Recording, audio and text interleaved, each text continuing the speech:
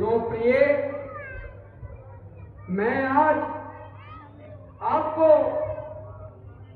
रामा अवतार की एक विचित्र कथा सुनाता हूं, जिसमें नारद जी ने भगवान श्री राम को, भगवान विष्णु को श्राप दिया।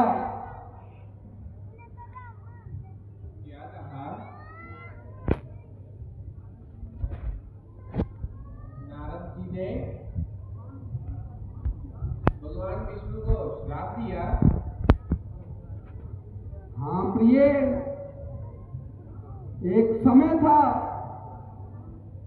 जब भगवान विष्णु ने एक विचित्र लीला रचाई। अपनी माया से एक नगरी, क्षीर नदी नाम की नगरी का विस्तार किया और इस तरह वहां के राजा, जिनकी सपुत्री विषम मोहिनी थी, उसका स्वयंवर रचाया। राजा की पुत्री विषम मोहिनी का एक प्रण था कि वो भगवान विष्णु को ही वरेगी। तो नारद जी के मन में काम वासना उत्पन्न हुई और उन्होंने भगवान विष्णु जी के पास जाकर उनका चेहरा मान लिया। एक दिन के लिए वह भगवान विष्णु अपनी शक्ल मुझे दे दीजिए। भगवान विष्णु ने नारद जी का मान रखने के लिए उन्हें अपना चेहरा देने की बजाय एक बानर का रूप दे दिया। नारद जी के मन में आया कि अब मेरी शक्ल के भगवान विष्णु से हूबहू मिल रही है, इसलिए विषम मोहिनी के स्वयंवर में नारद जी हिस्सा लेने के लिए पहुंच जाते हैं। और वहां पर जब वानर के रूप में नारद जी को देखा तो नारद जी का उपहास उड़ाया गया, उनकी हंसी उड़ाई गई। नारद जी ने मन में सोचा कि मेरी शक्ल तो भगवान विष्णु से हूबहू मिलती है, पर ये मेरा उपहास क्यों उड़ा रहे हैं? ये लोग मेरी हंसी क्यों उड़ा रहे हैं? तब एक गण ने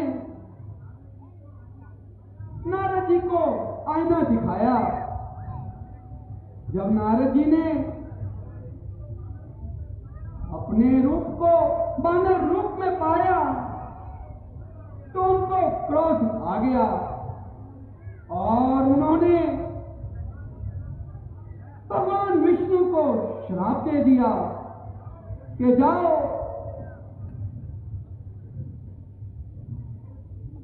कि तुम भी मेरी तरह नारी के वियोग में बन बन भटकते रहोगे।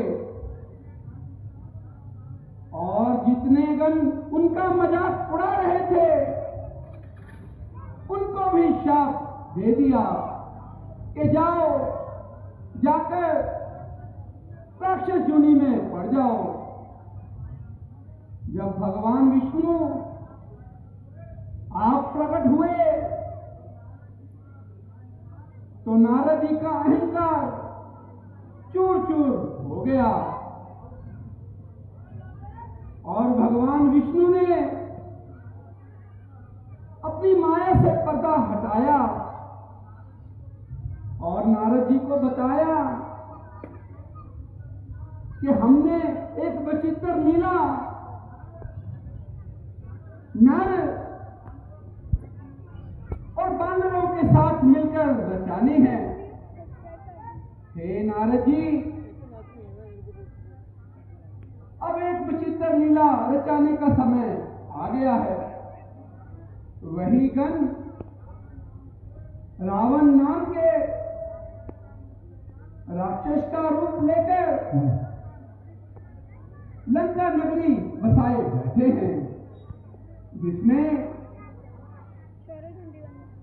खूंखार मेघनाथ कुंभकर्ण जैसे विशाल राक्षस हैं। वो देखिए, सामने रावण किस तरह उधम मचाता हुआ आ रहा है।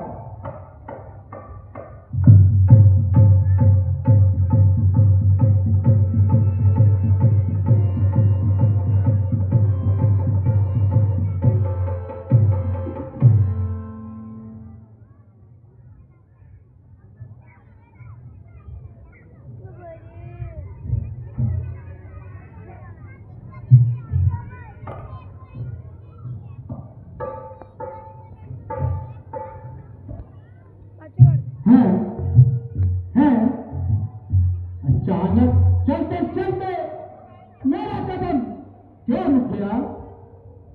हुआ है किसका साहस जो मुझ पत्थर से टकराए, पड़ा है तो मृत्यु के खबर में जरा सामने तो आए। क्या संसार में ऐसा भी कोई योद्धा है जिसने राम में चलते मेरे वाहन को रोका है? महाराज, मेरे ख्याल में ये वायु का दोष है।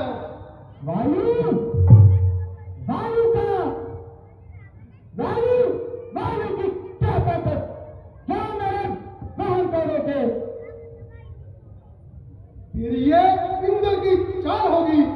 इंद्र जैसे नीच का मुझसे कोई नाता नहीं।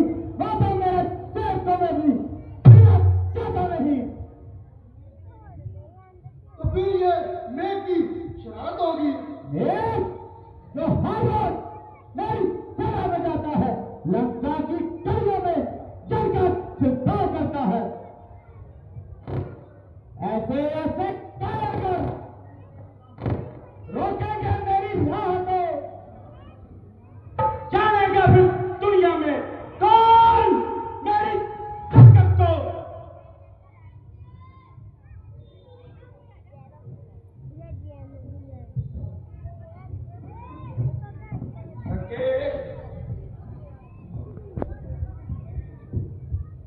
कौन हो तुम? मैं हूँ महादेव का सेवक नंदी। नंदी, क्या कहते हो? लंकेश, इस चित को छोड़ दो और दूसरे मार्ग से चले जाओ। क्यों? क्या मैं कोई चोर हूं जो दूसरे मार्ग से चला जाऊं? उठाकर फेंक दूं जो सामने पर्वत भी आ जाए, समुद्र खुश्क हो जाए जो मेरा नाम सुन पाए। गिरा डालूं यदि हो लोहे की दीवार भी आगे, मिटा डालूं यदि हो मौत का अवतार भी आगे। कैलाश पर्वत शंकर महादेव का स्थान है। उस पर से गुजरना उनका अपमान है। अपमान? किसका अपमान? कैसा अपमान? क्या शंकर महादेव भी कोई शक्तिमान है जिसे अपने अपमान का इतना ध्यान है? बनाकर भेष जोगी का जमाकर अपनी शान बैठा है। ना मालूम राजा है समझी शान मेरी, ना देखा जलवा मेरा, बड़ा कोई खेल है, रोक लेना रास्ता मेरा। लंकेश, महादेव की महिमा का तो वेदों में भी वर्णन है। उनके लिए ऐसे शब्द कहना उनका अपमान है। मारीच, नहीं हूं घास का भोजन जो कोई मुंह में चबा लेगा, बतासा भी नहीं हूं जो कोई मुंह में चबा लेगा। भयंकर काल हूं, विकराल हूं, मैं वो नाक काला हूं, जलाकर भस्म कर डालूं, मैं वो प्रचंड ज्वाला हूं। तो अच्छा, जाइए, जिधर चाहे चले जाइए। क्यों नहीं? मैं अभी कैलाश को उठाकर समुद्र में फेंक देता हूं और अपना रास्ता साफ कर लेता हूं। आप बचाए जो इसे हिम्मत कहां आकाश की, देता हूं फेंक अभी उठाकर चढ़े कैलाश की।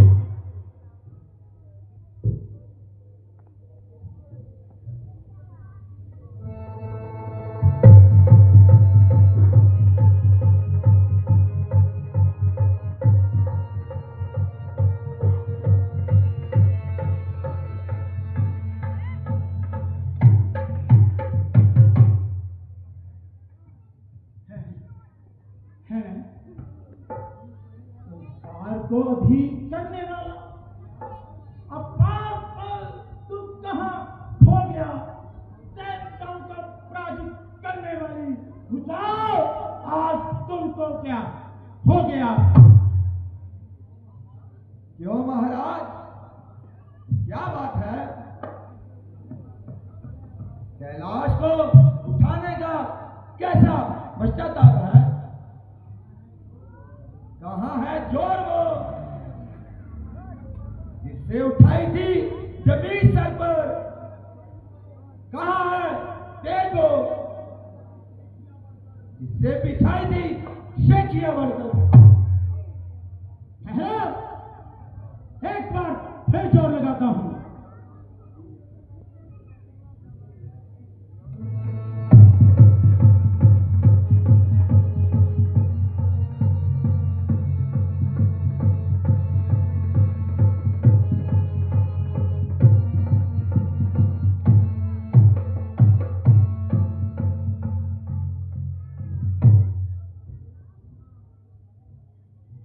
गया तन पर पसीना और ये सर का नहीं, सच है लिखा भाग्य का, कोई भी समझा नहीं।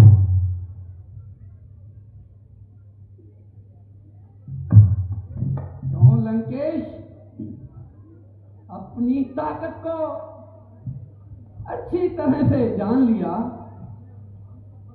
और अपने अभिमान का फल पा लिया। मैंने अहंकार में आकर आपकी महिमा को नहीं जाना और इसका फल पा लिया। अब मुझे क्षमा कीजिए और जाने की आज्ञा दीजिए। अच्छा तो जाओ, किस तरफ जाना चाहो चले जाओ। मैं तेरी दीनता पर बहुत खुश हूं और तुम्हें खुश होकर चंद्रहास तलवार देता हूं। अगर तू इसका पूजन नित्य नियम से करता रहेगा तो यह तुझे मौत से बचाएगी। लेकिन याद रखना, जिस दिन इसका पूजन नहीं होगा वो तेरी मौत का दिन होगा और ये तलवार मेरे पास चली आएगी। उपकार विश्वनाथ, उपकार। आज से मैं तमाम उम्र के लिए आपका दास हो गया। गुनहगार को आशीर्वाद देते हैं, दया से दंड के बदले प्रसाद देते हैं।